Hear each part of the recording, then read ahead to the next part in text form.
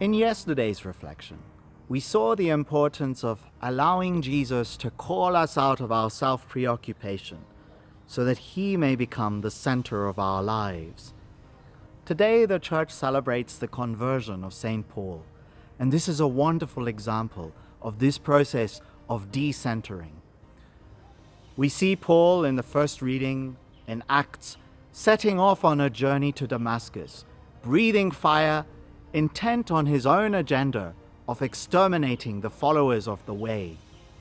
But on his way there, he has an experience that literally knocks him off his feet. And he is left powerless. We might compare this experience to St. Ignatius's cannonball experience. And if you'd like to know more about the life of St. Ignatius, there's a link posted either in the text or just above this video.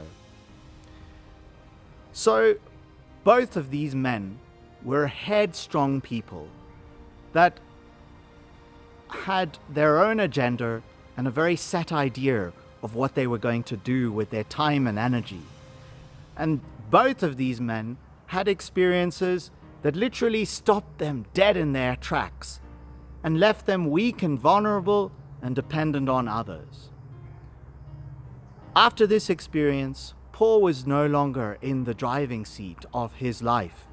He had to take the back seat. And we see how this allows him to no longer be in the center of his life. He is decentered, which gradually allows him the opportunity to make God the center of his life. Now, this wasn't something that happened overnight. Paul didn't go from one day being the biggest and most rabid opponent of Christianity to the next day being the most devoted proponent of Christianity. This took time. What we often forget about the life of St. Paul was that after his Damascus experience, he took 3 years alone in the Arabian Desert, praying, thinking, and contemplating. This was an important time to allow God to become the center of his life. And we might compare it to St. Ignatius's time in the cave in Manresa, where he said that God taught him as if he were a school child. In many ways, the pandemic and the lockdown have stopped us dead in our tracks. And we may feel that the virus and autocratic governments with the lockdown have taken away our freedom. And now we are no longer in the driving seat of our own lives.